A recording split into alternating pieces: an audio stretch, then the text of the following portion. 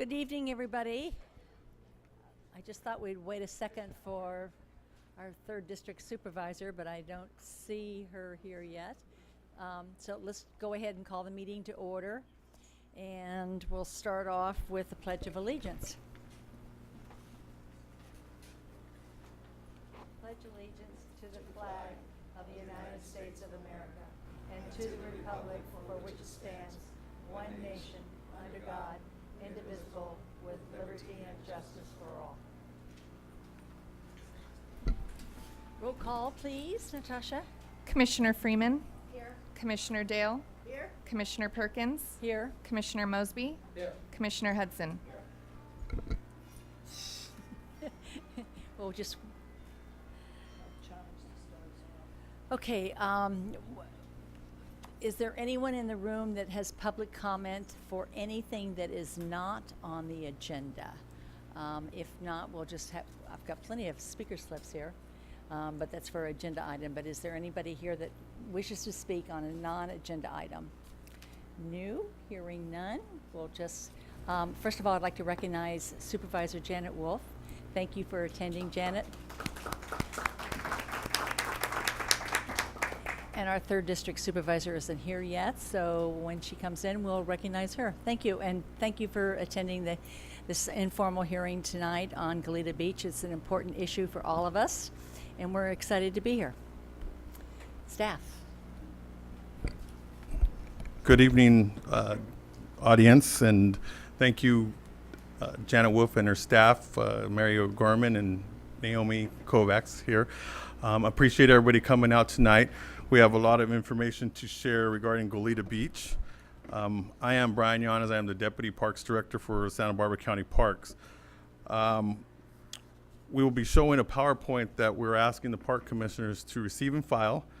We will be taking public comment tonight. Our goal today is to give you an overview of where we've been, some of our recent actions with the Coastal Commission permits. This winter, we had 3 Coastal Commission permits from our storms. We had a sand berm, we had some rock revetment, and work on our pier. Those topics will be expressed in detail with the PowerPoint that will be taking place in just a moment. One of the things I do want to share tonight is I'm fairly new to the county, about 7 months, and learning about Goleta Beach, one thing I did learn is that it is a special place that people go, fish, recreate, and is well attended, activities throughout the weekends, weekdays. So I know people love Goleta Beach, and hopefully today we'll give you the information that we've been dealing with, our work with the Coastal Commission, and internally with our staff. Our staff has worked very hard to put together a lot of this information. So we were going to go, excuse me, we will get started with our PowerPoint. Our consultant from AMEC is Dan Gerard, and we can start this presentation. I want to recognize a planning commissioner, Cecilia Brown.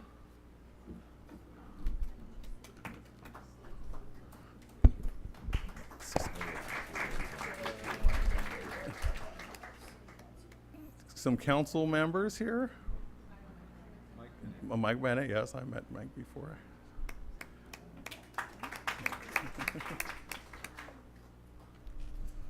So thank you all for attending.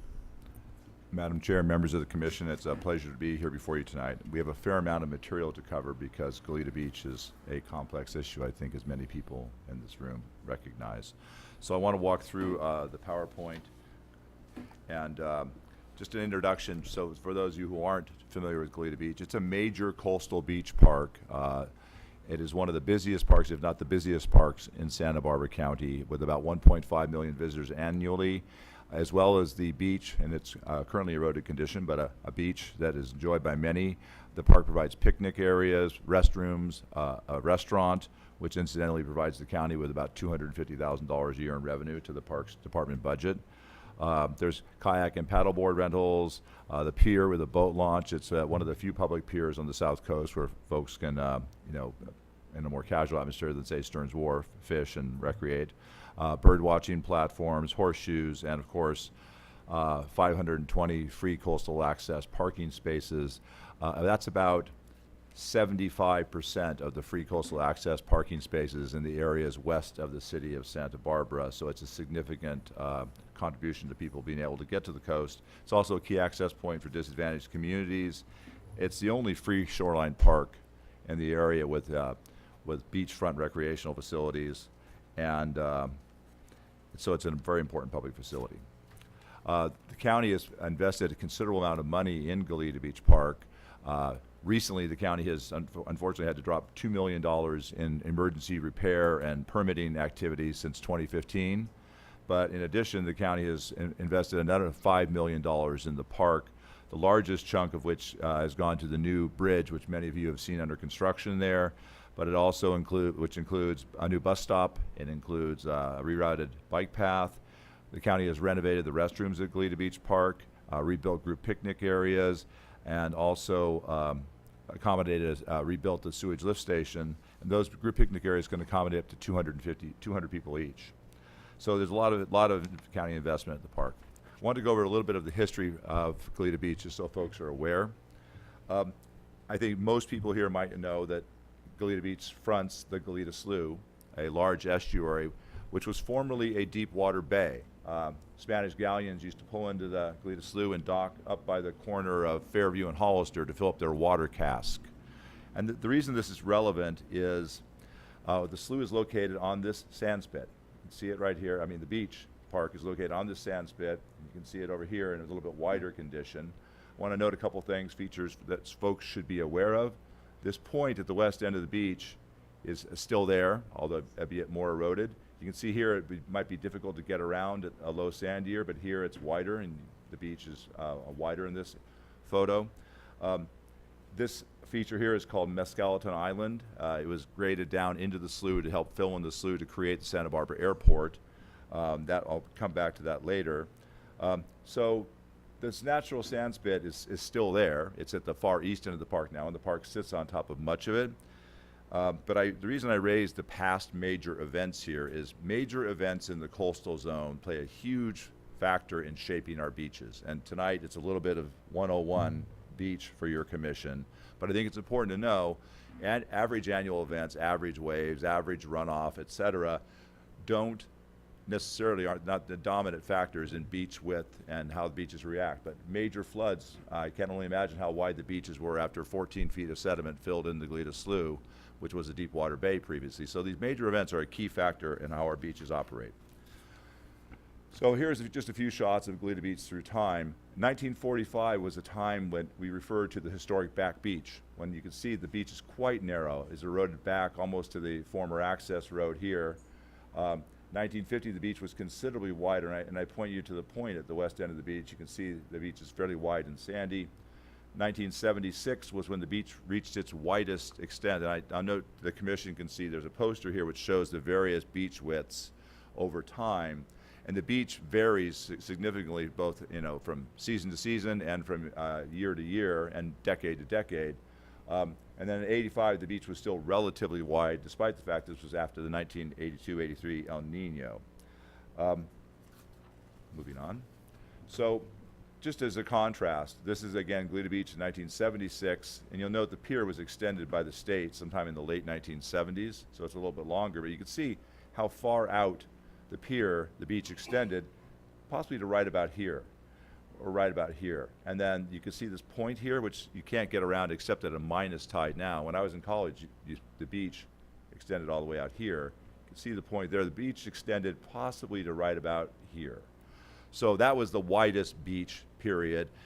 And we do think that that period was probably related to the Refugio fire and the 1969 floods, those two catastrophic events. The Refugio fire burned over 50,000 acres.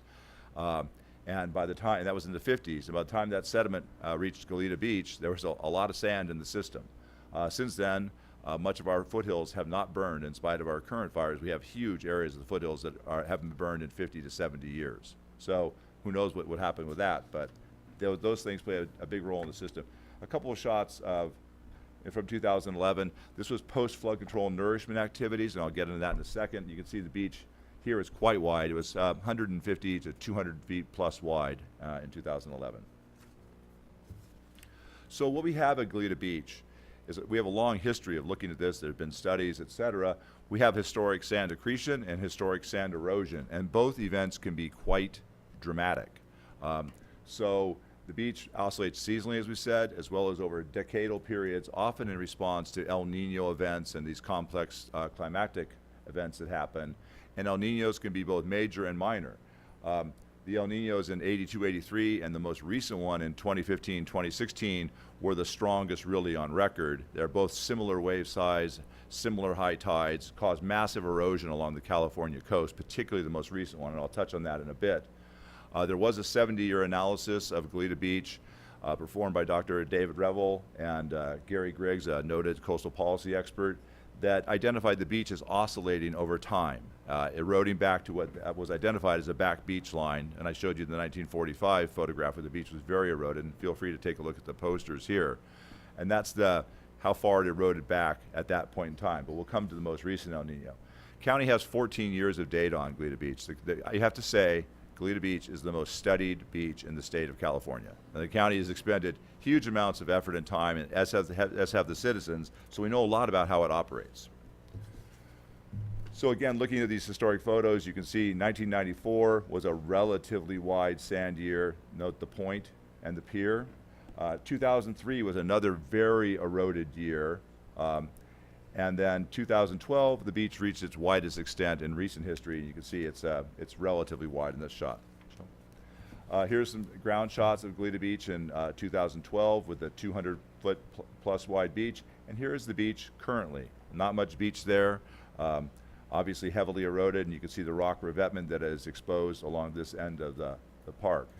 And the rock revetment had been buried for much of its existence, or largely buried, except it was exposed completely by the 2015-2016 El Nino. Again, just showing you Goleta Beach Park in 2012. Toward the west end, roughly 150 feet wide. The main beach, 200 feet wide. And then now, a very narrow, mostly intertidal beach at the west end, and average 50-foot width based on surveys done by Coastal Frontiers Corporation. So the county has a long permit history of Goleta Beach, and many of you have participated in that, so I won't go into it all. But I do want to note a few key dates here. In 2002 and 2005, we saw the 2003 eroded beach. The county received emergency permits to install 1,200 feet of rock revetment along the west end of the park. That is basically fronting parking lots 6 and 7, as well as the western lawn area. And then in 2008, or 2005 through 2008, the county entered a long discussion about what to do in response to this erosion. That culminated in a proposal from the county to the Coastal Commission to construct a permeable pier. That is basically put a lot more pilings in on the Goleta Pier to slow the down coast transport of sand, while also bringing a bunch of sand in, both to widen the beach and to make sure that down coast beaches did not erode in response to the slowing of sand flow along Goleta Beach. That was denied by the Coastal Commission. Sent the county back to another planning process, looking at a managed retreat of the west end of the park. That is basically taking out parking lots 6 and 7, taking out the revetments that protected the west end of the park, and moving utility lines back to Highway 217 within the Caltrans easement, and relocating the bike path back and letting that area go to beach. So that was another permit process. The final recent permit process the county went through that has been submitted but is still pending was a request for construction of 415 feet of geotextile cobble filled revetments, if you will. Those were destroyed during the El Nino. So the county tried that approach. That did not work. And I want to note also that there are, in the background, and we'll come to this again, there's ongoing activity at Goleta Beach Park, both from the airport, trying to deal with managing the slough mouth so the airport doesn't flood, as well as flood control, which is permitted to do a lot of dredging in the slough and dispose of sediment. And we'll come back to that in a sec. So moving on to the currently low sand supply. Again, here is spring 2013. Here's spring 2014. I think most folks here remember the spring 2014 storm, 13 to 16 foot waves, 6.9 foot high tide, the perfect confluence of a major event that basically stripped Goleta Beach Park of most of its sand, exposing the revetment at the west end. Joe? So another shot, we remember the boats on the beach and the wave overwashing. The waves actually washing over the park into the Goleta Slough. So that was a dramatic event. It's been termed a 25-year storm event by some coastal scientists, but it's really the confluence of this super high tide and the peak of the swells hitting right at the highest tide that caused the damage. We see here in March 2016, the beach already denuded and vulnerable, and this is the unrevetted area of the park. You can see the revetment down at the west end in the background. Park eroded 15 to 25 feet in a relatively rapid manner in response to the lack of sand to protect it and major El Nino storms. I'll note the El Nino removed whatever sand was left on the beach practically and left the park totally vulnerable and the beach denuded. So, factors in the currently low sand supply. One is the drought.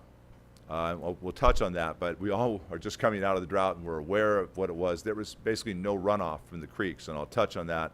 Again, the creeks are our dominant source of sand supply for our coast. So we get some sand from our bluff erosion, but basically it's all about the creeks. We saw that from the purported effects of the Refugio fire, with massive amounts of sediment washed down into the coastal zone. So the drought is a key factor. Sediment supply is a giant factor, sand supply. Another is the frequency of storms, the direction of storms during El Nino. The direction of storms tilts and comes from a very narrow wave window, unfortunately, and finds its way through past the Channel Islands directly to Goleta Beach Park, sort of a quirk of nature, because we all know the park is not exactly a surfing mecca. But during an El Nino, the waves barrel down the channel and hit the park at just the right angle, wrap around Campus Point, and can reach heights of 13 to 16 feet in big years. So I want to note that Goleta Beach Park, currently denuded of sand, largely is not unique. It's happening throughout the South Coast and throughout southern and central California. It's happening at revetted beaches and unrevetted beaches. And my company is now doing a survey for the county of 11 different beaches on the South Coast, and the conclusion is largely the same. The beaches are severely eroded. Even the city's East Beach, which is artificially supplemented by harbor sand bypasses, the erosion reached almost to the coastal bike path. And we all know that beach there is often 150 feet wide. It eroded into the dune line that protects the bike path, and only bypassing of sand by the city from the harbor sort of restored a little bit of the equilibrium there. I want to note that County Flood Control is currently planning a sediment deposition on the beach this fall of 90,000 cubic yards of sediment. That's the first time since 2011 Flood Control has done that, and I'll touch on that a little bit. It's a very important factor for the Commission to be aware of, that because the slough now intercepts, the slough's been changed, it intercepts a lot of sediment.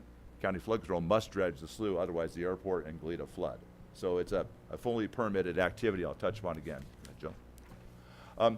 Just a quick rainfall pattern here. We can see that during the drought, precipitation was way down. And this doesn't tell the whole story, because sediment gets to the beach by really hard rains. It doesn't get by a gentle rain, doesn't all of a sudden wash sediment down. The dominant influence is when we get peak flows, and floods are ideal, not for people in the flood path, but for the beach perspective, yes.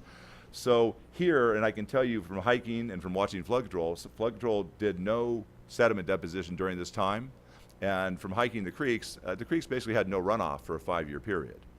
Only a few pools were flowing, so whatever rain we got was just absorbed into the ground. So no sediment reached the system for this whole period of time. In this peak year, an unusual La Nina year, we got pretty good storms, and so the detention basins in the slough filled, but you might recall that last 5-inch storm that we were supposed to get veered off. And if that had come, flooding would have been bad, but it would have been a lot more sediment too. So it's a very variable system, and it's very sensitive to these peak events. Go ahead, Joe. So the 2015-2016 El Nino, despite its lack of rain, or maybe because of its lack of rain, has been described as the most significant climactic event in terms of shoreline processes in the last 145 years. The USGS has documented between the very strong surf, similar to the 82-83 El Nino, and the utter lack of sediment input into the system, left California's beaches in their most eroded extent that has been observed in the last 145 years. So it was a major event, a compound fracture, if you will, of these two things coming together. So I want to just show you a couple of examples. This is Goleta Beach Park at high tide in summer of 2017 toward the west end of the beach. Not much of a beach there. At low tide, obviously the beach is much wider, but it is not the formerly wide sandy beach. You notice that the revetment here is maybe exposed to 8 feet, 10 feet in height, and that was formerly all sand. This area would have been, the sand would be level, extending outward 150 feet in 2013 here. That's how much sand volume was removed. This is Ledbetter Beach. This is my beach. I raised my kid here. This is where the path comes down to Ledbetter Beach. The revetment at Ledbetter has exposed more than I've ever seen it. This beach here in summer is typically 50 to 100 feet wide dry sand beach berm. So it's underwater at mid to high tides now, and it has not recovered. And the interesting thing about Ledbetter is, you see the city's harbor here in the background. This is an artificial beach. The harbor blocks the sand, which backs up to this point. And here, this is the narrowest part of Ledbetter, but it's still typically a pretty wide sandy beach, particularly in summer. That's not the case here. Butterfly Beach, another one of our favorite beaches, not as wide as Ledbetter, but by this time in summer, typically Butterfly would have a 50-foot wide dry sand beach berm. It's intertidal over most of its reach currently and underwater, largely at high tides. And we've documented many other beaches are in similar conditions. So it's important that the county and folks be aware of the background here. It's not just Goleta Beach, it's the coast as a whole. So flood control is a really important element at Goleta Beach Park. Flood control has deposited over 1 million cubic yards from the detention basins within the Goleta Slough on Goleta Beach. They've done from 1994 to 2010, I think 14 out of the 15 years between 1994 and 2010, they deposited sediment on the beach. So it's a very regular occurrence. This was interrupted by the drought. They didn't need to dredge, so flood control is not going to needlessly expend money on dredging and sand deposition if there's no sand to dredge.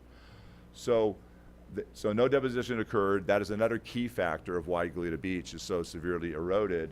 Although they do plan to put 90,000 cubic yards of sand on the beach this fall, that probably will replace only 40 to 50% of the sand that has been eroded by these major events. Major events that are the largest that have occurred in the last 145 years require strong major events to offset the damage caused to our shoreline, not just at Goleta Beach. So this is a recent activity in 2017. As many who follow Goleta Beach know, the county was responding to really dramatic shoreline erosion. You saw the one drone aerial that showed the crevasses. We literally saw crevasses opening up in the park. Rangers fell into sinkholes. The park was being destroyed by the El Nino event. The county responded with another emergency measures, installing revetments, getting emergency permits from the Coastal Commission, and this all went on into spring of 2017. I think we're relatively convinced that if the county had not acted in this manner, Goleta Beach Park would have been severely damaged with many facilities destroyed. That includes restrooms, the Goleta Sanitary District sewer outfall line, many crucial facilities, not just recreational facilities, would have been exposed to wave attack and destruction. And speaking of the Goleta Sanitary District sewer outfall line, this is the vault that represents the sewer outfall line, which is down lower. And here is some emergency rock that Goleta Sanitary District put in to protect the vault. The county further reinforced it because this was a one-day job just because there was a storm coming. People had to react very quickly. Otherwise, major damage would have occurred. And of course, if this was destroyed, 4 million gallons a day of sewage flow through this line into the ocean. And the potential for a rupture of that line was very real. So here are just some typical activities. The county has tried a number of approaches. Here's the county dumping sand on the beach at the west end, trying to protect the eroded areas of the park. Here's the sand, which lasted 2 days. So the county tried the geotextile cells, which we'll come to again. The county tried the sand. The sand was relatively ineffective. It lasted just a matter of days or hours even. Here's the county installing the emergency rock revetment, the construction crews. You note the heavy equipment is operating from the top of the park, and we'll come back to this. The county's learned some lessons about trying to deal with protecting the park while minimizing environmental impacts. Additional shots here, you see down here, rock revetment. I want to note one thing that's important for people to understand. The rock revetment is lying on an area that is almost entirely what was within the historic shoreline of the park as recently as 2014. So the whole park sits on a beach. It sits on a sand spit, if you recall. So the rock revetment occupies a portion of that sand spit, but what it is sitting on is largely what was, until the erosional events, lawn. So the county has reclaimed some of the existing shoreline. It's not on what was recent historic beach, at least not most of it, but it is within the shoreline. Again, heavy equipment operating from the top of the park, placing rock. You see here the restroom, protecting this restroom here. And I don't think we have a shot of the sewer vault, which is further down there. Go ahead, Joe. The pier was also damaged, and the pier sits in an area, and I'll touch on this in a second, which is fully permitted revetments, which have been there, I don't know, ever since I've been in the county. So, but the pier was undercut, the base of the pier. You can see this, how far the erosion extended here. It also threatened the restroom immediately adjacent to this, as well as the beachside restaurant. Piping was happening underneath the restaurant's foundation and underneath and toward the restroom. So severe damage could have occurred. We acted. About 75 feet of rock was put in here. So touching back upon the Goleta Beach emergency revetments, we had to act in repeated instances in response to these emergencies. The sand berm, $75,000. Oh, sorry, am I not coming through? Do you have a comment, John? Okay, eroded immediately. Rock revetments were placed in front of the restroom in parking lot 3, $450,000 in cost for that. Another emergency permit for rock revetments in the pier base area and to protect Goleta Sanitary District fault, $424,000, almost $1 million spent in response to these emergencies to put the rock revetments in. Just touching upon it now. So revetments at Goleta Beach are complicated. I won't go into the whole history of them for you. This area here, oddly enough, that is protruding furthest into the slough mouth, is a fully permitted revetment that has not, it's been there forever. And it protects the pier, restroom, and the restaurant. Moving westward from here is the recently 900 plus feet of emergency revetment installed in this area, which protects the Central Park area, another restroom, the Goleta Sanitary Sewer Vault. And here's the 1,200 feet of revetment that was permitted by the Coastal Commission in 2015. So we have 3 different sets of revetments, if you will, at Goleta Beach Park. But the bottom line is now the entire park has been armored on its seaward side. But this is conditionally permitted by the Coastal Commission, contingent upon county meeting certain permit conditions. And this has yet to be fully permitted by the Coastal Commission, and that's the subject of this meeting, as well as future board action. An oblique aerial showing basically the extent of the revetment looking west down the park. You can see the lawn area in here, the restaurant here. And again, this is roughly the position of the shoreline in 2014. You know, here or there's erosional things, but I think for general purposes, you can see the shoreline was here, it's eroded pretty far, and the revetment lies generally within the historic shoreline. Another shot of the extent of the new revetment, the 940 plus, or this is 873 down on this side. And I want to note, there is some beach recovery. It's not great, but there's some beach recovery going on. You note the dry sand beach berm in front of the revetments that protect the restaurant. Again, here is the area by the Goleta Beach Sanitary Vault, which is probably right here. You note this area has come back, the sand has come back relatively well here. It's roughly level with the revetment. People can walk across it. There's a narrow sand beach berm. And I note again, in 2012, this area would have been 200 plus feet wide. Yeah. On that note, go back to that slide, Joe. You can see where Dan mentioned some sand recovery there. When we put the rock revetment, which is another slide back, obviously you can see a lot of rock. We submitted a request to the Coastal Commission to deposit 2,000 cubic yards of sand to create access ramps. We were recently on July 12th, which was yesterday, we got permission to do that through November 2018. So we were proactive to try to at least keep this access for beachgoers and the people that do attend the beach, because it is a very popular place to go. But we will be looking at when we'll be triggering those actions, and again, we were able to do this through the Coastal Commission. So the county learned a lot about managing the shoreline at Goleta Beach Park in the last couple of years. It hasn't been a pleasant lesson, but it's a lesson. Some of you may recall the county started off prior to the El Nino and was approved for an emergency winter beach berm where we moved sand up from the Goleta slough mouth to protect the park. That was very challenging. By the time the project got underway, tides were a foot higher than normally projected, and strong, continuous surf on almost a daily basis was attacking the park. So it required extraordinary maintenance by the county on almost a daily basis because the berm could not be finished.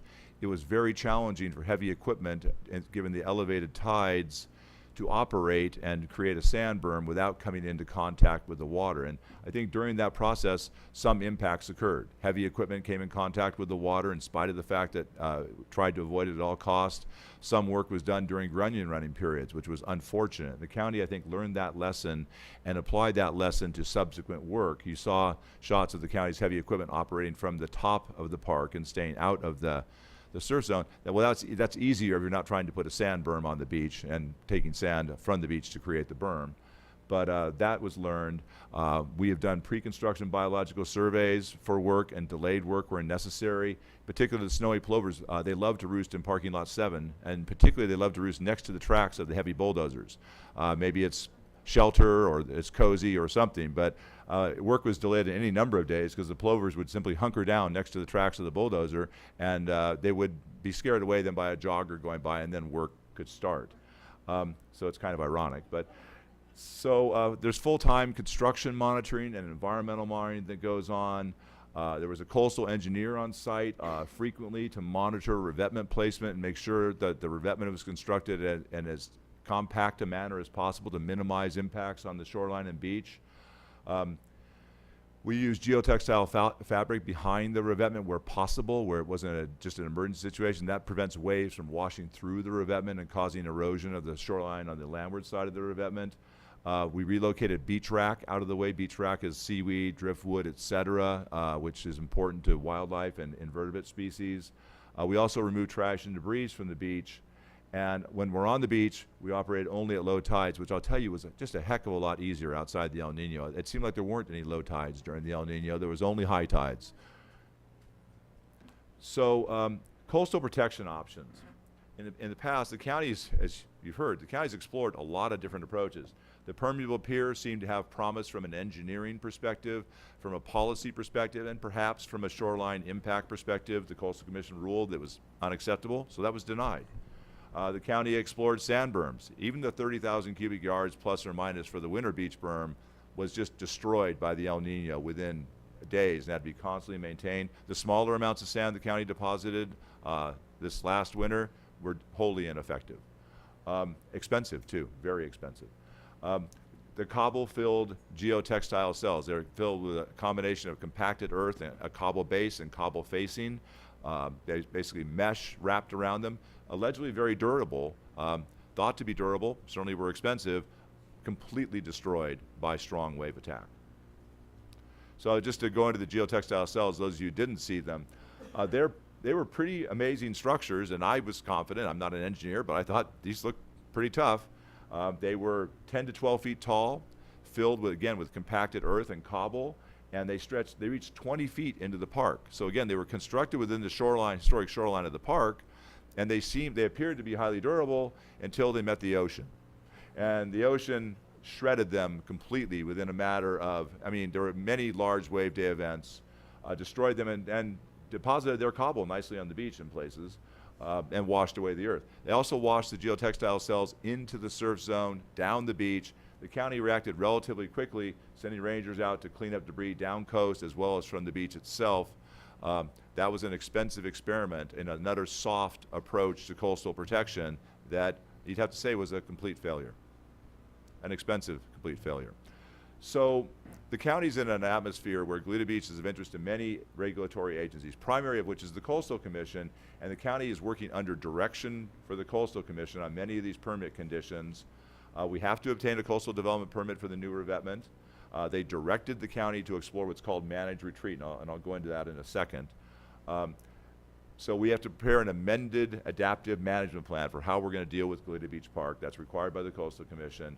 And we are going to consider both pre-2050, managing the park for the next 30 years, as well as post-2050 management options, although that's pretty long-term, but we need to look long-term. So we also have to consider cost. I mean, the county, the Parks Department is not a wealthy agency, and Goleta Beach is absorbing a tremendous amount of Park Department funds.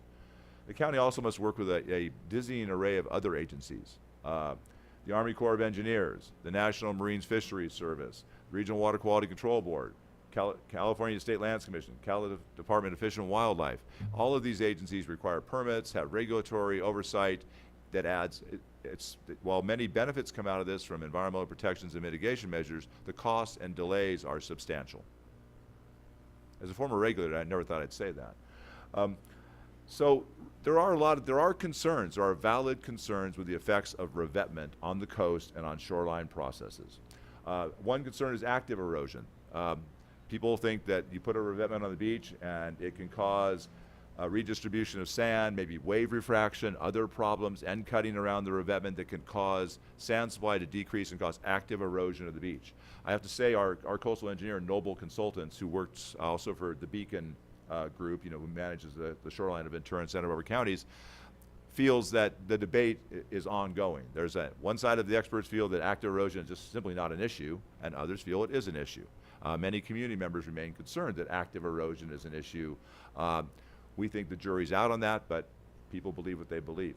Passive erosion is when you armor a shoreline, and if the shoreline is retreating, it can retreat beyond the revetment, leaving the revetment exposed and cutting off maybe lateral public access or maybe blocking sand supply down the coast. The best example of this in our county is, for those of you who are beach walkers, is probably at Westmore Mesa, the big concrete wall that was put in there that now the bluff is retreated 30 feet back on either side of the wall. So they extended the wall back to the new bluff. So you can just see at a moderate tide, you can't get around the wall. That's passive erosion. I might note that Goleta Beach is not located on a bluff, it's located on a sand spit. So it's somewhat of a different issue, but there is concern about passive erosion. And it's particularly evident in this very, very low sand year that the revetment and the park are in the way of the beach. The park occupies most of the sand spit, the revetment occupies a minor point, but prevents the park from being destroyed and eroding landward, which may prevent the beach from moving landward and having more beach there. So we don't think that this is happening at Goleta Beach Park yet. Our engineer doesn't think it's happening at Goleta Beach Park yet. The 1,200 feet of revetment has been exposed for about 2 years. That's a pretty brief period of time to have a dramatic effect on long-term coastal processes. The new revetment has been in for 6 months, so it really hasn't had a chance to have this yet. Doesn't mean that these phenomena could not occur. It just means we think that the dominant factor at Goleta Beach right now is very, very strong storm cycles and the utter lack of sediment input into the beach. So we believe currently it's not the revetments. It may become the revetments, but it's not the revetments. It is the storms and the lack of runoff. So sea level rise and managed retreat. Your commission is probably generally familiar with sea level rise projections. It's minimal to date in California. It is projected to accelerate. There's many reasons why it might be minimal to date in California. It has to do with weather patterns and dominant winds, et cetera. But it's projected to be up to 2 feet by 2050 and 5.5 feet by 2100. Now, I might add that's the upper end of the range. The range is very broad. The Coastal Commission, however, mandates that we plan for the worst case, which is the upper end you see here. Now, managed retreat is where you basically pull facilities, revetments, other things that are in the way of the sea moving landward and the beach migrating landward, and you get them out of the way to theoretically allow a wider beach to exist where these facilities are currently located. In Goleta Beach, again, the park itself sits on the historic sand spit. The revetment fronts the park, rough order of magnitude, and you can see there's some cross sections we put up here. The park is from 100 to 330 feet wide, and that's almost entirely on historic sand spit. The revetment is 18 feet wide.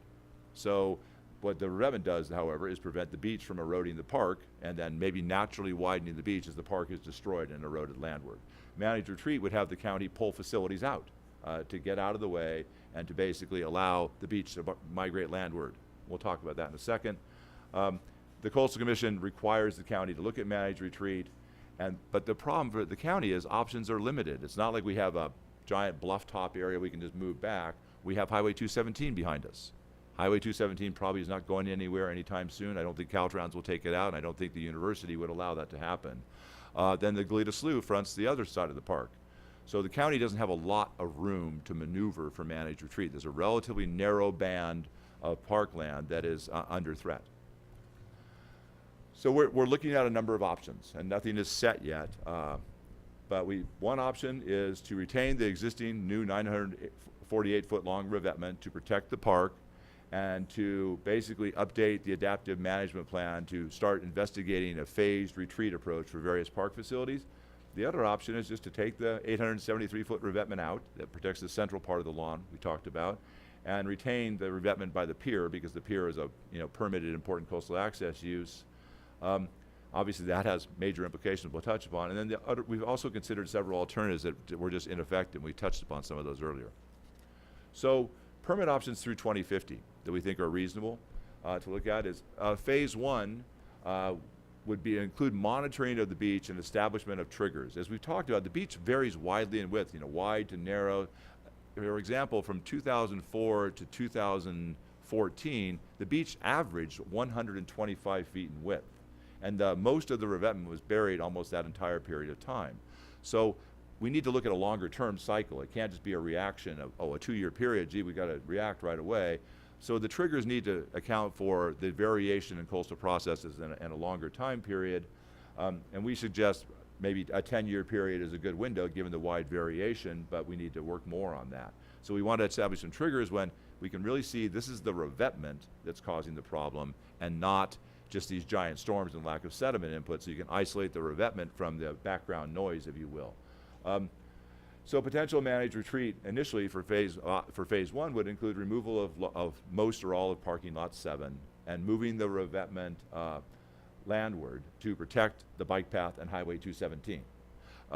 That would allow more room for potential beach at the park's west end, although our engineers not entirely convinced that there's enough room at the west end of the beach to really have a wide sandy beach developed there in low sand years. It's important to remember low sand versus high sand years. In a high sand year, you don't need to take the revetment out. This beach is plenty wide. In a low sand year, you would probably get a cove there, intertidal sometime, maybe a smaller sand beach berm would develop, which is better than what we have down there now, obviously.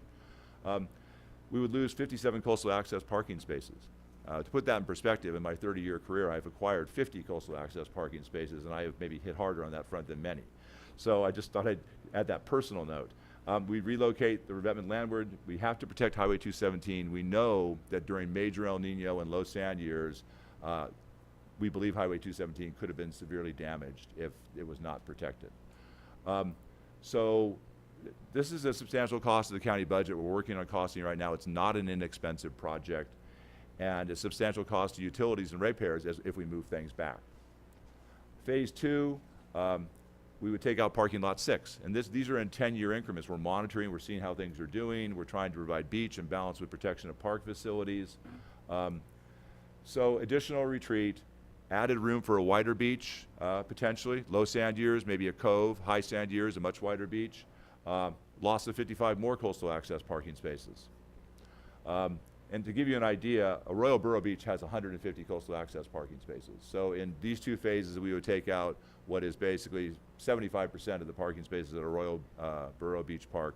There are 20, I think, at Bacara, maybe 25 spaces. So it's not an insignificant amount of coastal access parking spaces. It's another big chunk of money from the county budget and more relocation of utilities and revetments and more cost to folks. So option 2, removal of the revetment. We would take out this 873-foot long revetment that fronts the park. And keep in mind, this is separate from the currently conditionally permitted 1,200 feet at the west end of the park. We'd relocate rocks off-site or sell the rock. The park would be susceptible to erosion, damage, and destruction during major storms, particularly during low sand years. And then the county would have the obligation or the duty to at least consider emergency actions, putting rock back in during low sand years or major storm events, and that's major ongoing perpetual bleeding to the county budget. So potential future shoreline retreat actions, we'd have to remove some of the restrooms, move them landward. We'd have to remove at least 8 picnic areas immediately. Those are the ones that would be in danger immediately. Relocate the Goleta Sanitary District vault. That's not a small undertaking. It's the only, and the outfall line, it's the only outfall line for the Goleta Valley for 4 million gallons a day. The Sanitary District is studying how that could happen and what they would have to do, but we'd move it landward. Potential to install revetment could be located way far back within the park if we decide to keep the revetment, and that would be made back to the historic back beach line that was, you saw from 1945. And again, these are major expenses in the multiple millions of dollars to the county budget and expenses to utilities and ratepayers. Alternatives we considered and found to be ineffective. Remove the revetment and put in a cobble berm. Cobble berms are sort of the rave in some sections of the environmental and regulatory community. People think they have potential because they're natural. What we have found, and our coastal engineer has found, is that at Goleta Beach, cobbles are there, but they are not a dominant component of the system. For those of you familiar with El Capitan, the big point at El Capitan State Park, that's a natural cobble berm. It's been there forever. It's a key feature. I've seen cobbles at Goleta Beach periodically during the most severe erosion events, but nowhere near the quantities you would need to construct a major cobble berm to protect the park. The thing with cobble berms is they can retreat landward naturally and they move around. What our engineer finds is, yeah, they move around, they cover the beach with cobbles, and then you have a hazard for waders, and you have a sort of a non-natural beach. Cobbles are not really a dominant factor at Goleta Beach most of the time. So for that reason, we find this is unproven and experimental at Goleta Beach, and it could be obligate the county for extremely expensive ongoing maintenance while not necessarily fully protecting the park during major storm events during low sand years. The second thing we consider is reduction in the height of the revetment. The revetment's kind of a dominant factor right now. It's big, and it's exposed over much of the park. You reduce the height during a major storm, waves over top the revetment and erode the park. So we found that to be infeasible as well. So potential long-term things, thinking big picture. After 2050, if sea level rise accelerates as projected, Goleta Beach Park toward 2100 could become increasingly threatened and unviable. So retreating the park to the back beach line to buy as much time as possible, while having a much smaller park and hopefully a little bit wider beach. That we would lose a lot of parkland. We'd have to relocate the outfall vault, utility relocation of restrooms, ongoing expense. Post 2100, Goleta Beach Park is on a historic sand spit. If sea level rise goes to 5.5 feet, we need to be thinking about where would we relocate Goleta Beach Park to. Maybe to the west toward UCSB. We have to look more at that, but obviously Goleta Beach Park is hard up against Highway 217, which probably isn't going anywhere even at 2100, but so there's some things the county has to consider over the longer term. Right now we're focused on just how to deal with the park and manage it through 2050 that maintains public access and helps protect the beach as well. And then next steps. So next steps, this meeting we're here to receive public input. Obviously, as I think Brian noted, everybody cares about Goleta Beach.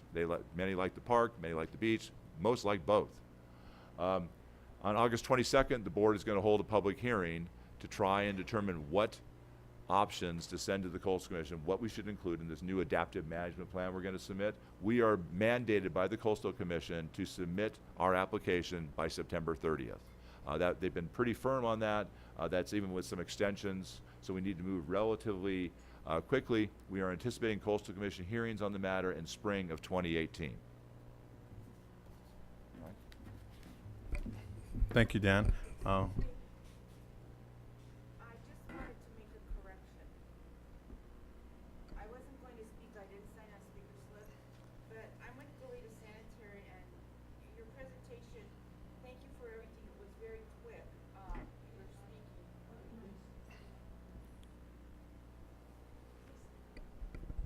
Hi, good evening. I'm Sharon Rose, I'm on the board of Goleta Sanitary, and I wasn't going to speak tonight. But you said something to the effect that there was 4 million gallons of raw sewage that could have been exposed to the ocean. That's not correct.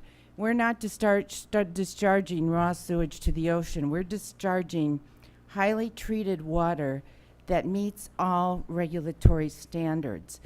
The vault broke, the pipe didn't break. If it had broken, it would not have been a disaster because that's clean water. It's also not 4 million gallons a day being discharged. Our total flow right now is about 4 million gallons a day since the drought. So it's probably 2 million, 1.5, something like, it varies during the year. Thank you. If everybody else could just wait until we move to public comment, I'd appreciate it. Because Dan, I'm not sure if are you finished? I think I've spoken quite enough. Okay. Brian, you have something? No, I just was about to say thank you, Dan, and we're going to bring it back to the park commissioners for any questions that we may, that you may have that we can answer. I would make a suggestion that that the park commissioners hold their questions until after we've had public comment, because we have a number of public comment slips, and the time is getting late, and I'm sure people have family.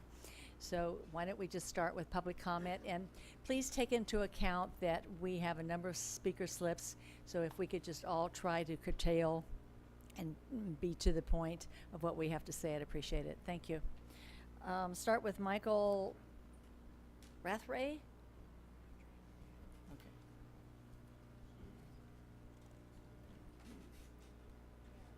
Yeah.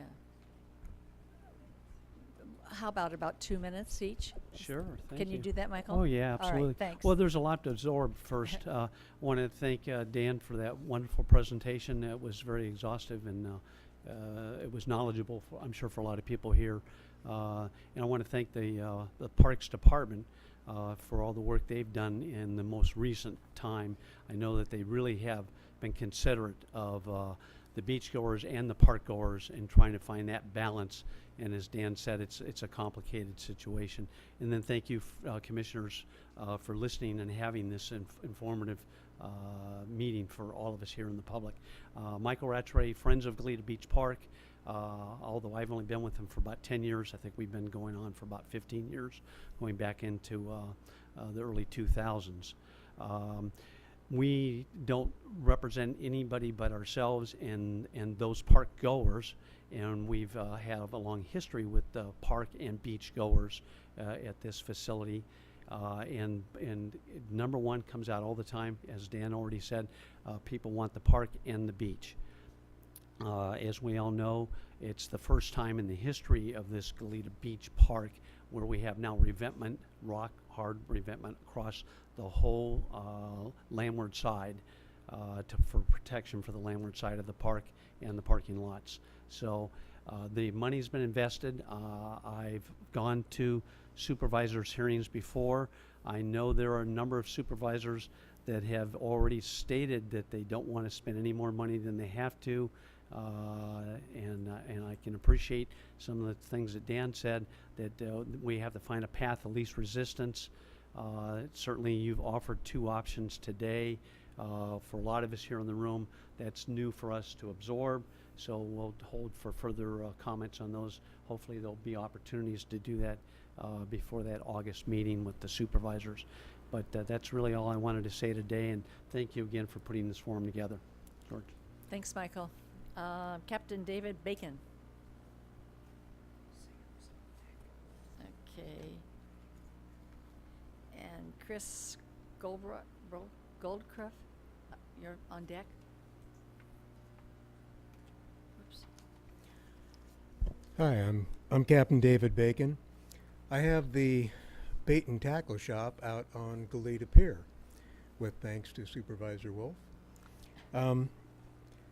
That pier and that park, I probably don't need to say much about how precious it is to the community, but it is, because I had to say it. But there's some things about that really make it worth protecting, and I think we have an opportunity to move ahead with a solution that is elegant and proven and substantial. There is a proposal floating about, and Brian, you have letters of recommendation from myself and the Friends for creating a sand accretion reef made of reef balls.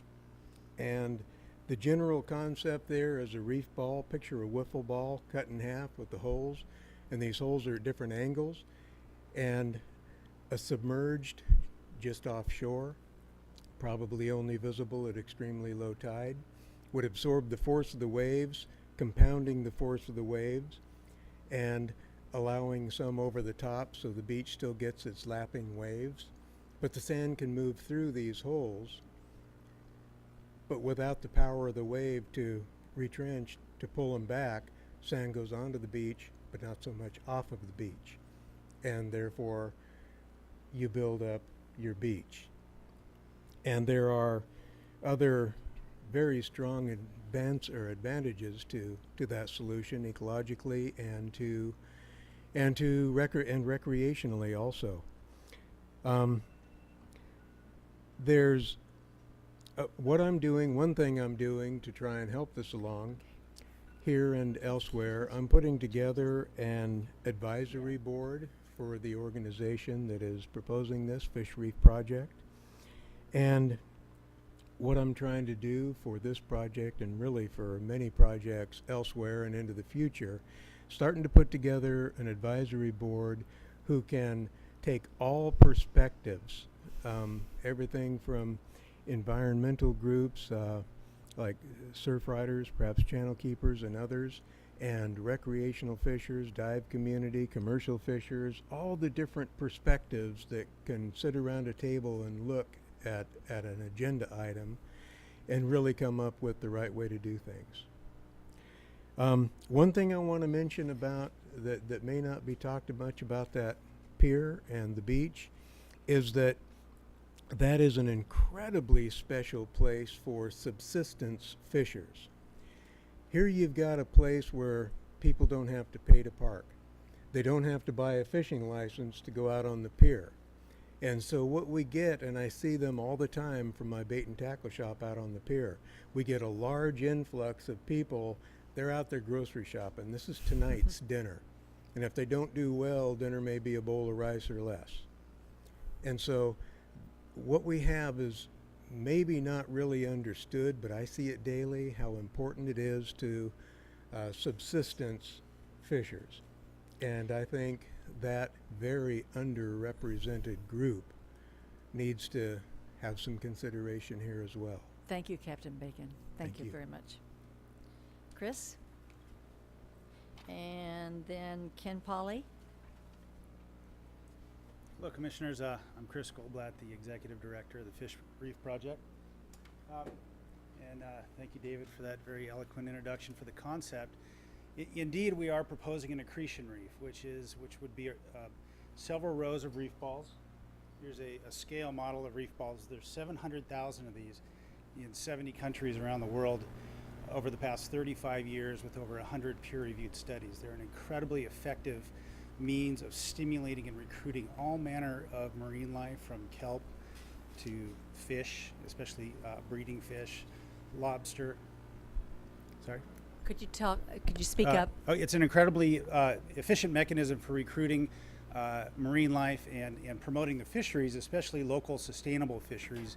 The more of these you have, the less fish you have to import from unregulated fisheries around the world. So it's very important to get your fish locally. On top of the 700,000 reef balls that are around the world, they've been used for the past 15 years to build accretion reefs. In simple terms, when you put a large structure about 500 feet offshore, you create a type of permanent solution that you don't have to keep going back to. There is a flyer circulating here that kind of gives a general concept of what they look like. And it's not just a submerged breakwater, it's a thriving, living marine habitat at the same time. To give the best local example here in California, if you look at Santa Monica Beach and Santa Monica Breakwater, you have a submerged breakwater about a half a mile offshore, and as a result, for the past 90 years, you've had consistent sand levels at Santa Monica Beach. The roads, the infrastructures, septic, utility have all been protected as a result of the Santa Monica Breakwater, and you haven't needed to add revetments and things like that. In terms of do you leave the revetment or take it, I believe that you'd be able to leave the revetment and allow the sand to build back up, and you would have a long-term permanent solution. Our organization is a nonprofit, has its own financial means, and I believe that we'd be able to contribute for a public-private and reduce the financial burden on the county. So we hope that the sand accretion reef, as proposed by the Fish Reef Project, will be considered as a primary preferred option on the August 22nd consideration. Very good. So Thank you This very time? much. Okay, thank you. Commissioners, thanks for the hearing. My name is Ken Pally. I'm with Surfrider Foundation. With your permission, I'd like to donate my time to Everett Lippman so that we don't have to both repeat the same documentation that we are going to provide in a written form. Okay, that's fine. Okay, I'm looking for it now. Okay, great, thank you.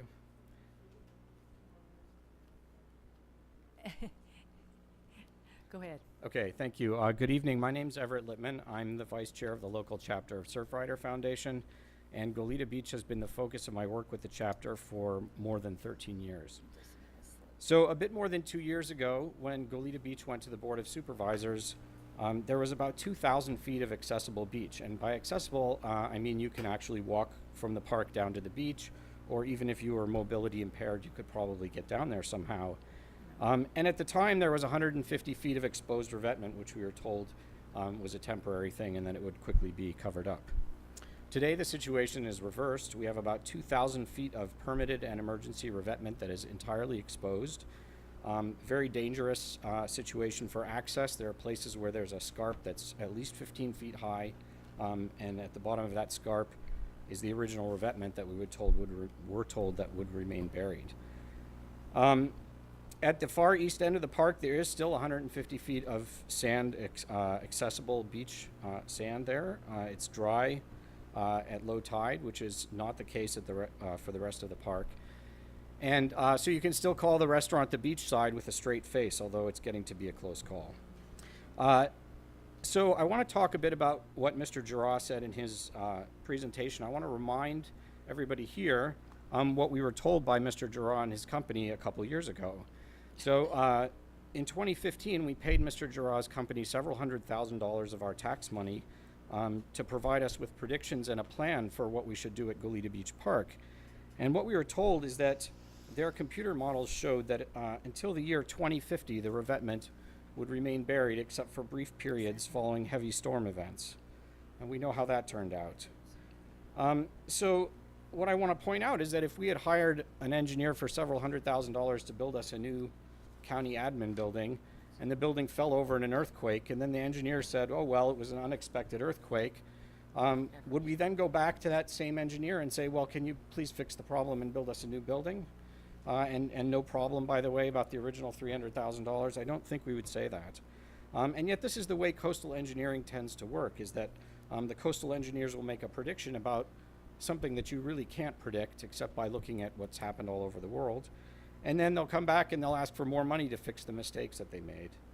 And so that's what's happened here. If you look all over the world at India, Brazil, Bali, New Jersey, and along the shore up and down California, what you'll see is that where people put in rock revetments, it tends to destroy the beach.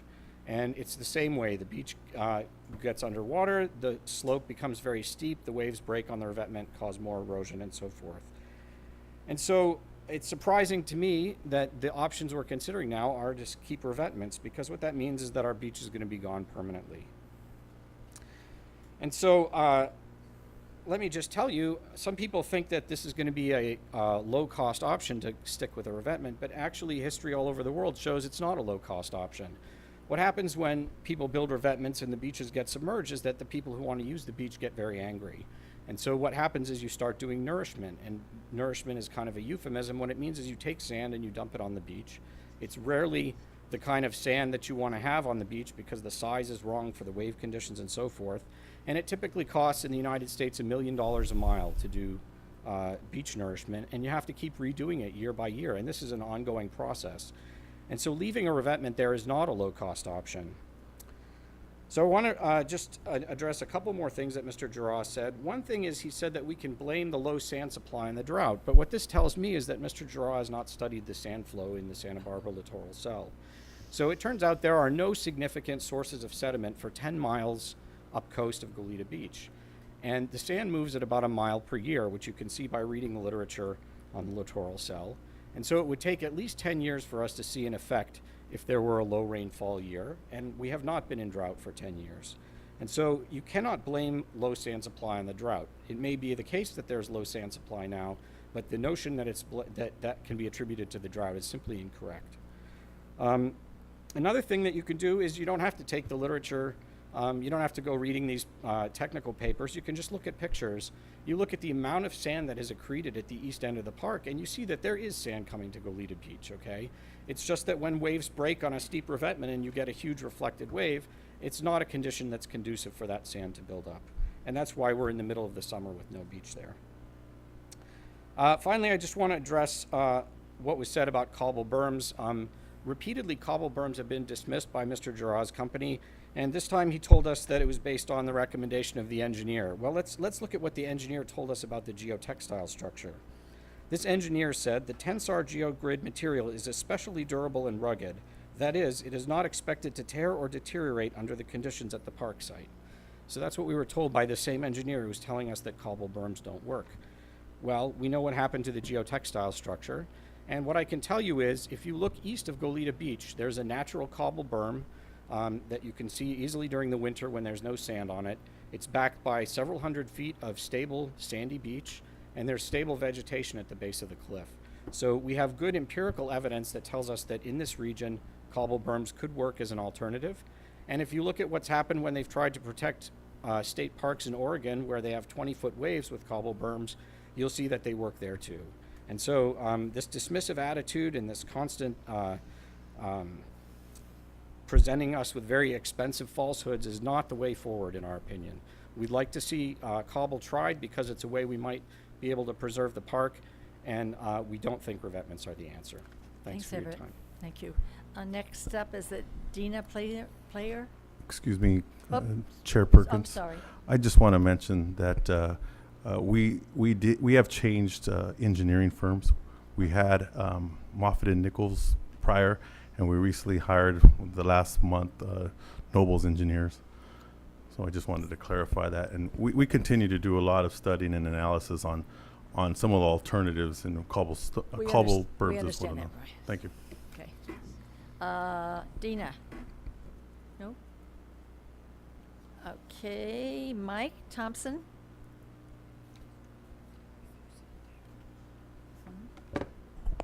Good evening. Mike Thompson, Friends of Goleta Beach Park. Citizen, thank you all for coming. Thank you all for serving. I want to commend the county at all levels for doing what they've done this last winter with unpredicted conditions. Well, I should say they've been predicted. Gary Griggs predicted that we were going to have catastrophic conditions happen with storm surges, winter waves, scouring currents that were going to challenge us like we've never been challenged before. This is happening, like you say, all up and down the state of California. Our coastal assets are being attacked, are at risk. We have a couple choices. Like Griggs said in his report, we can either retreat to the mountains or we can be offensive. Now, I know surf riders don't like the idea of rock revetments, but I want you think of the big picture here. I love Goleta Beach Park, but it's not just Goleta Beach Park. It's the essential utilities beneath the park. It's Highway 217 immediately behind the park, and it's the airport immediately east of Highway 217. Highway 217 and the airport at a lower level than the park is. If we lose the park, we will lose Highway 217 and we will lose the airport. Griggs said that, okay? Now, I know mid-level person, management level in Caltrans. You know what's going to happen, surf riders? If 217 is washed over by a storm surge, they're going to rebuild it like they did 101 in La Conchita. You know what they did with 101 La Conchita? They went out into the ocean. They put the biggest, baddest rock revetment you ever saw. And Highway 217 will never be a problem again. So we need to think about offshore reefs, like what has been presented here. I suggested earlier rock reefs, kelp bed restoration. We need to think about going out in the ocean, restoring the protective measures that were there before, placing protective measures that we need to place like have been done in the South Seas for thousands of years or equivalent thereof. We can do that. And the cost is significant. I believe the cost should be shared not just by the county, but by the state because they're going to save money, what they'd have to do with Highway 217, and the cities involved. I think long-term bonds would be a significant thing for us to be thinking about, because this is major challenge for the citizens of this state. Thank you. More details later. Thanks, Mike. We're going to have Bob Keats. Is that right?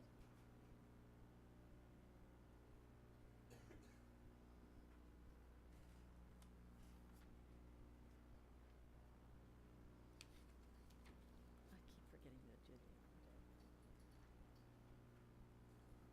that. Madam Chair and members of the Commission, my name is Bob Keats, and I've lived on the South Coast since 1965. I love Goleta Beach, and I'm very concerned about its future. I'm particularly concerned about the current impact of sea level rise on our community shoreline, and especially about the impact on Goleta Beach. The current annual amount of sea level rise is double the average annual amount during the previous century. According to the EIR for Goleta Beach 2.0, in 1975, the distance from the park to the edge of the ocean was 400 feet. Now at high tide, most of that 400-foot expanse of sand is completely submerged. I believe that one of the main causes for the loss of the beach at Goleta Beach Park is sea level rise. I'm concerned about this not only because of what I have observed at Goleta Beach, but also because of what I've seen at other local beaches. For example, in the 1960s, when I arrived on the South Coast, there was dry sand under the pier at Haskell's Beach. It's been a very long time since I've seen dry sand under that pier. Currently, the beach at Arroyo Burro County Park is narrower than I've ever seen it at this time of year. And as has been noted, Ledbetter Beach is also narrower than I have ever seen it at this time of year. I believe that a significant factor in all of these changes is sea level rise, which is currently accelerating. Some climate scientists believe that the upper limit for sea level rise by 2100 is actually 10 feet, almost twice the previous estimate. Consequently, I would urge you, if you have not already done so, to include information from the County Sea Level Rise Task Force in the analysis of the options for Goleta Beach Park. Moreover, I realize that there are climate change skeptics and sea level rise skeptics. But what if I'm right? What if a significant current factor in the problem at Goleta Beach is sea level rise? Thank you very much. Irene Rosso.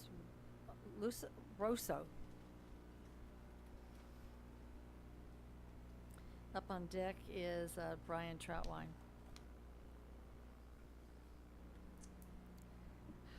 Thank you for coming.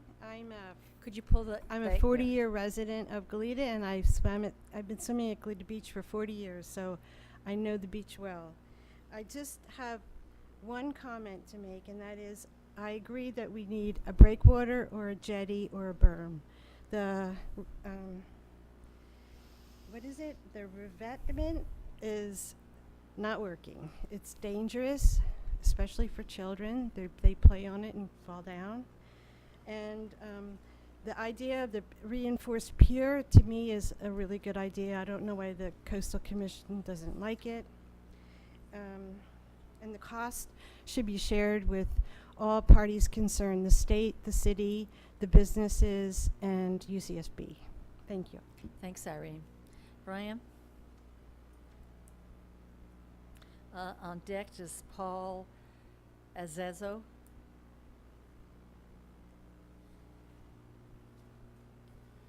Thank you very much, and good evening, Chair and Commissioners. I'm Brian Troutwine with the Environmental Defense Center. We represent the Surfrider Foundation, and we've worked with many other community groups over the years since 2000 to protect Goleta Beach, along with engineers, geologists, and other experts. I want to first clarify that the relocation of parking lots 6 and 7 does not entail actually losing the spaces. As Philip Williams and Associates engineers have clearly shown, those spaces can all be relocated within the park, so there would be no loss of parking under that scenario described by Mr. Giroux earlier. Now, our experts have always informed us that if the county retains the rocks, the beach will disappear due to erosion caused by the revetments and sea level rise. Our experts' projections have come true so far. The beach is now largely underwater and inaccessible during even moderate high tides, and access to the beach has become more difficult and dangerous. Beach ecosystems, shoreboard strunions, wildlife are suffering great impacts from the revetments. UCSB biologists have studied this and shown that where there are revetments throughout the world, as well as here, we're losing our beach biodiversity very significantly. This is a social and ecological impact of great importance, and we're losing our grunion run, which is kind of iconic for Goleta Beach. If you've grown up around here like I did, now we're seeing no beach for spawning, dead grunion trapped in the rocks, dying. It's very sad. A cobble berm is probably a good approach because it may be a win-win. Protecting the park in a way that's not expected to sacrifice the beach, the best of both worlds to the extent we can. And this was a key component, a cobble berm, of a big project down in Ventura, the Surfers Point project, to minimize erosion. Another concern is that beachgoers have been shifted over to the slough now because there's no beach, and it's causing new impacts to the slough, which is an ecological reserve. The agenda item for this hearing tonight didn't mention anything about the habitat or the beach loss or impacts to access and recreation, so we're a little concerned seeing that agenda, because for almost 20 years, EDC and Surfrider and our many experts and biologists have forewarned of these very impacts that we're seeing now, and we'll expect to continue to see if those rocks remain on the shore. It's the cost of armoring the beach. We did defeat the permeable pile groin project on a 10-to-1 Coastal Commission vote because it would have damaged our local beaches. And we remain just as concerned about these emergency rock revetments as we were about that groin project. In addition to causing these harmful impacts to access, habitats, recreation, the revetments have really been ineffective, and they failed to comply with the Coastal Commission's permits. In its recent permit, the Commission directed the county to submit a new application that shall include an evaluation of the performance of the rock revetment to determine whether the revetment is performing as expected, and include an evaluation of all alternatives, feasible alternatives to the continued maintenance of the rock revetment, including but not limited to managed retreat. Clearly, this shows there's a lot of concern about the impacts of having rocks on the beach, and clearly the revetment is not performing as expected. The rocks are not covered, the beach is disappearing much of the time, and retaining these revetments will also be very costly. It may be that the county cannot even afford to maintain them because of the cost of monitoring and mitigating the impacts. So in closing, I want to thank you for your time. Recognize again the Coastal Commission permits, and that the county must require these other solutions that are more appropriate for a sensitive beach like Goleta Beach, which we love. And we, of course, remain interested, as always, in working with the county on a proactive win-win solution. So thank you for your time tonight. Thanks, Brian. Paul? And up next is Chris Crabtree. And if anybody else in the audience would like to speak, if you could just fill out a speaker slip and get it up to the desk. Thank you. So, Paul. Hello, my name is Paul Alessio. I'm a geologist and a PhD student at the university, and I'm currently studying sea cliff erosion and beach erosion in the area. And I wasn't going to speak either, but I kind of thought I wanted to clear up a couple things about the talk. Revetments are pretty well documented to increase beach erosion because when waves come in, they hit the revetment and they cause scouring beneath it. And fixing the shoreline and causing scouring is going to increase beach erosion. So I think it's pretty well documented that that occurs. Whether or not it's going to save the park, that's a question that we have got to answer maybe with sea level rise. You're going to have to look and see how much sea level rise is going to happen over the next 50 to 100 years. So we're going to have to take that into account. Another thing about the cobble berm is it's not a fixed structure. So when waves come and they push this material on the back of the cobble berm during large events, and then, in summertime, some of this stuff falls back down. So it does migrate a little bit. So you might have to give or take, a couple of feet in the park and the shoreline moving back and forth. But I personally think it's a little bit better of a solution. However, there's not a great deal of research to show that it's going to work every time, 100% of the time. It's been shown in Oregon and a lot of other places that it does work reasonably well, especially at C Street at Surfers Point. We've seen it work pretty well there. But I think it's very clear that the revetment isn't doing a great job, at least of preserving the beach at Goleta Beach. I might just rename it Goleta Park, if depending on what you want to save. If you want to save a little bit of both, I think that a different solution is probably a better option. I wouldn't discount trying a cobble berm. And I'm sure that's all I have to say. So thank you for your time. Thank you very much. Chris Crabtree?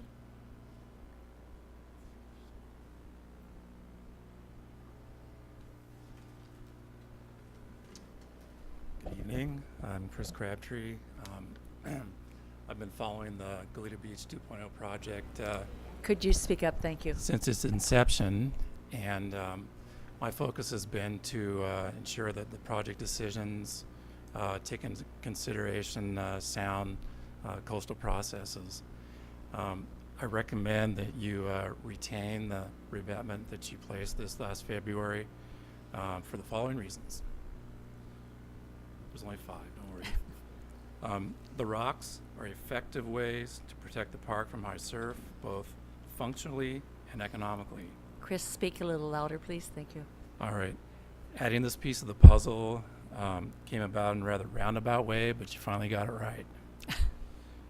The rocks will reduce your future maintenance cost associated with surf protection.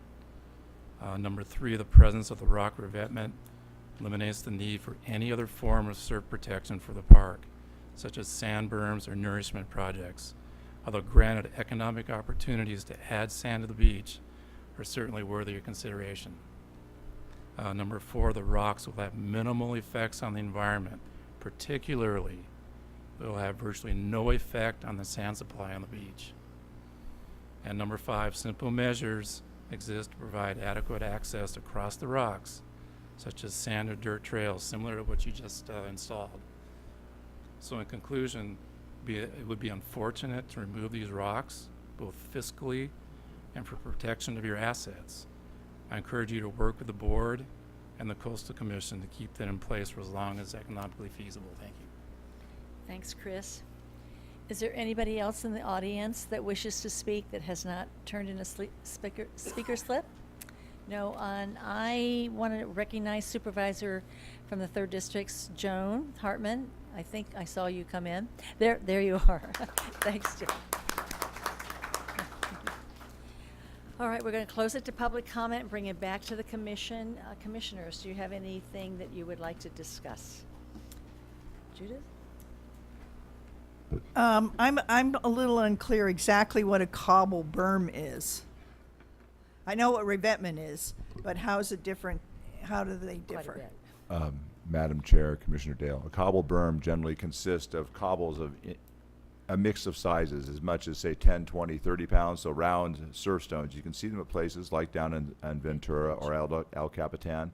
And what happens is, in some beaches and some locations, cobbles get pushed up against a bluff. They occur, say, on More Mesa in places, and they form mounds anywhere from 2 feet high to 4 or 5 feet high.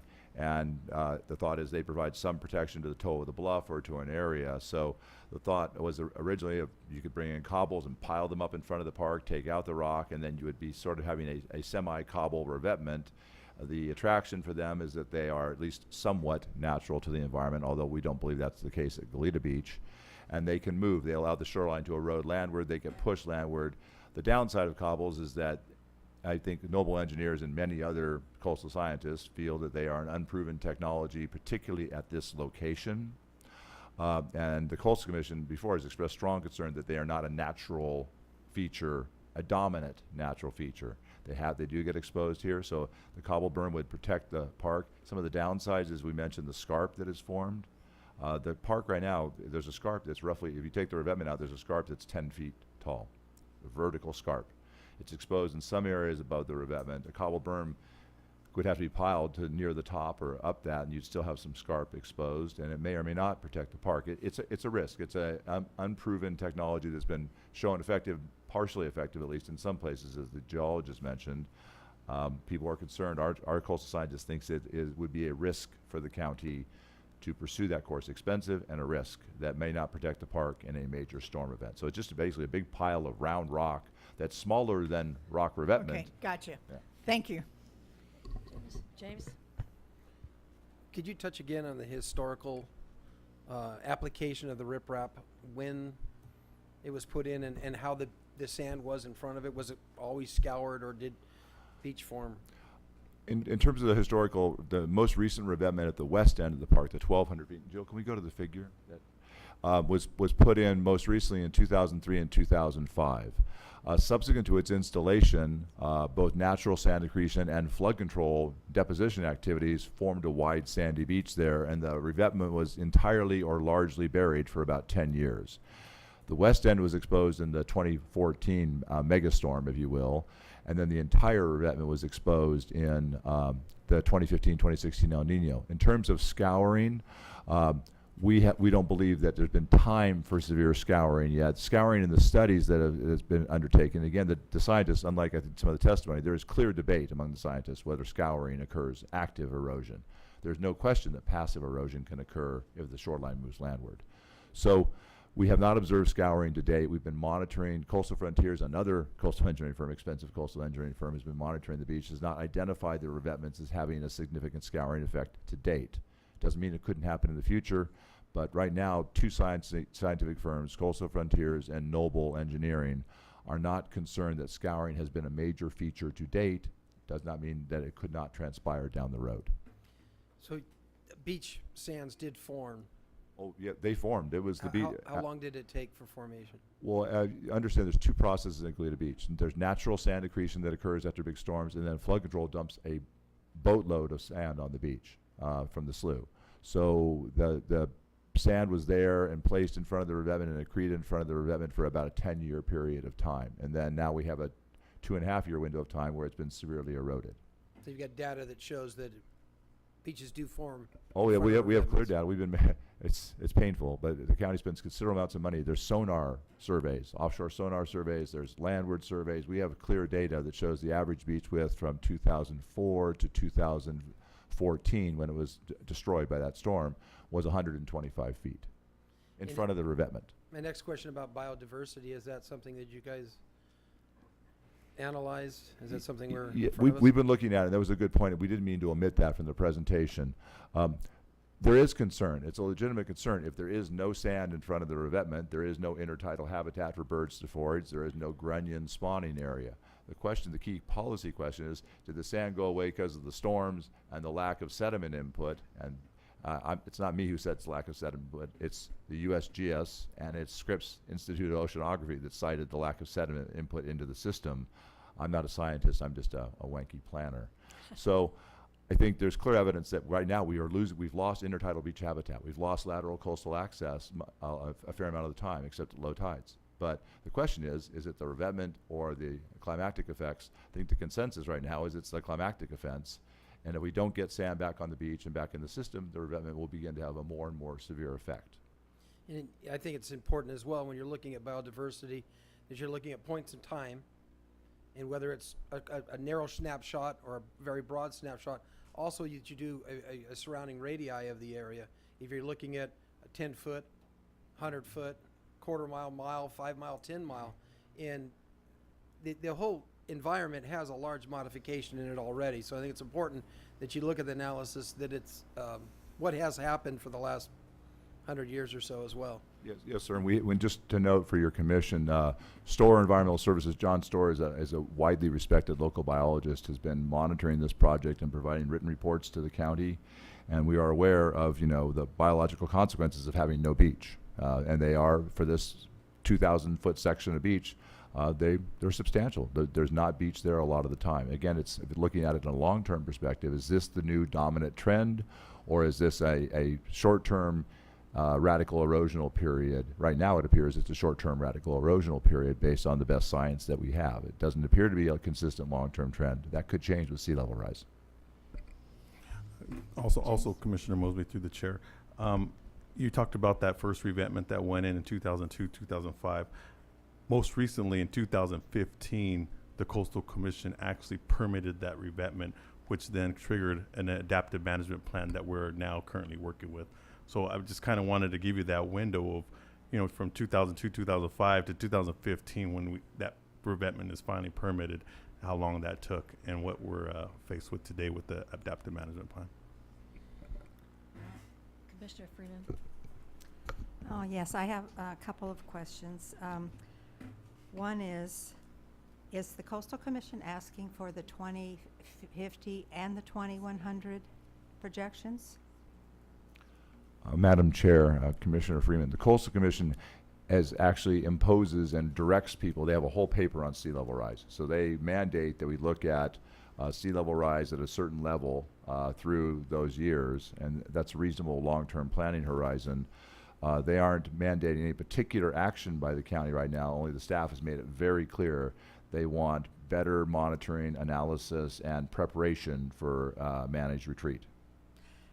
Thank you. And the other thing is, when flood control does this sediment deposit in November, that will be before the spring Coastal Commission. Is there a chance, is that too short of a period to see how that affects anything? Madam Chair, Commissioner Freeman, we will monitor. Coastal Frontiers does their fancy sonar and land survey stuff both in the fall and the spring. So we will have data on the response of the beach for the Coastal Commission. And again, we are anticipating that the response will be very positive. It won't be the 200-foot wide beach we saw, but there will be a substantial amount of sediment put in. And that'll occur basically from, I think, October, November into the spring, because it's going to be by their floating hydraulic dredge. They float around the slough and they pump it onto the beach via pipeline. Thank you. Yeah, go ahead. I have one more question.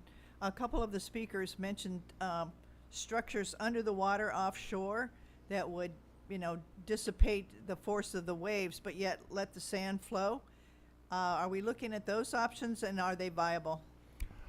Madam Chair, Commissioner Dale, we will look at those options. We're aware of the project. Offshore reefs, and these are maybe more acceptable offshore reefs. In general, the regulatory agencies are strongly opposed to offshore rock work, but these are different. These are reef balls that have habitat effects and are not as intrusive as, say, a major offshore groin.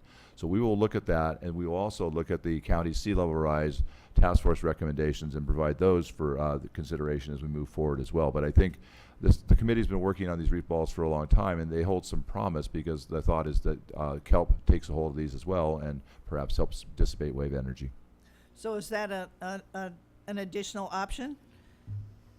I think we need to look at it. Commissioner Okay. Yes, Dale, Brian. through the chair. One thing to note is that once we get into the waters, it's no longer the county's jurisdiction. So I think the request is being, to look at this, but again, it would not be in our jurisdiction, and we probably have to figure out how we would approach those efforts. One more agency. Many.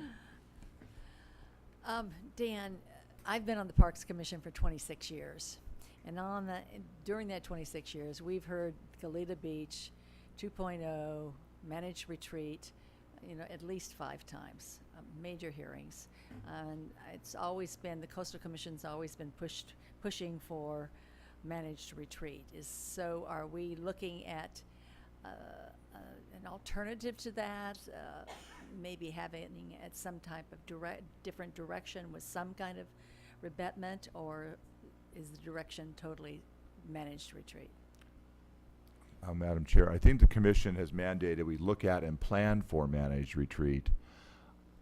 The policy question for the Commission will be, and I think the Commission staff is aware that this is indeed a unique period of time we're in due to the strong climactic events we've had. So I think that what the Commission wants to see is that the county is at a minimum planning for and aware of the potential need for managed retreat while monitoring the beach. Whether the Commission directs immediate action on managed retreat is up to the Commission, and the county will have to approach that with options for their consideration.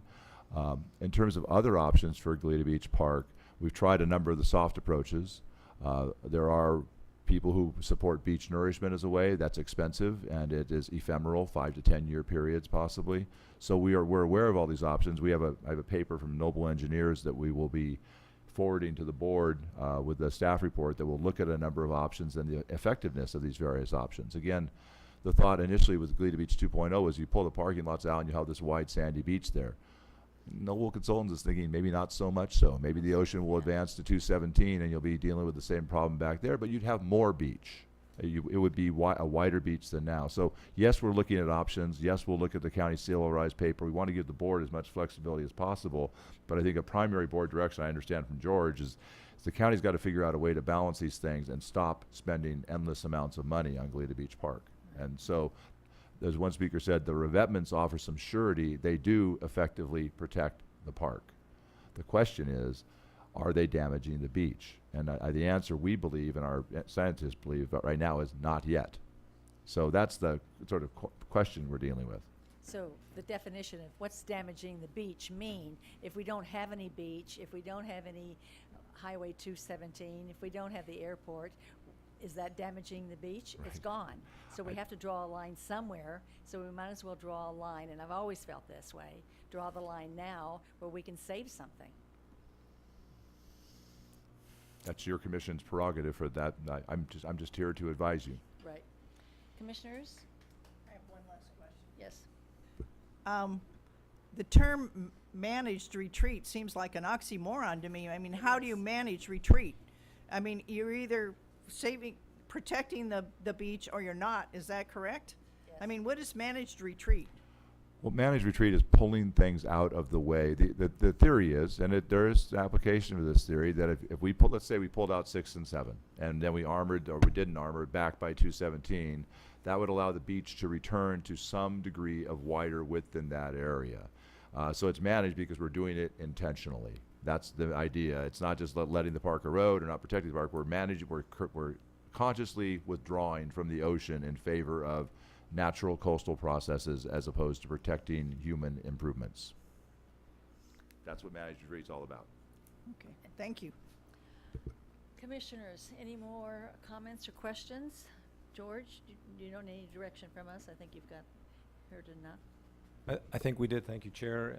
I think the next step is to take this to the board on August 22nd at this point. Lucky for the and board. get direction from the board. They've heard it And we'll many take- times before. I think it was good to hear all the input, and we'll take the input and be ready to address some of that as well. Thank you. Thanks, Dan, for wonderful, very comprehensive Appreciate it. presentation. Madam Chair. Thank you very much, everybody, for coming. I know it's a busy night and everybody has a lot of things going on, but this is pretty important for our community and for this county. Thank you.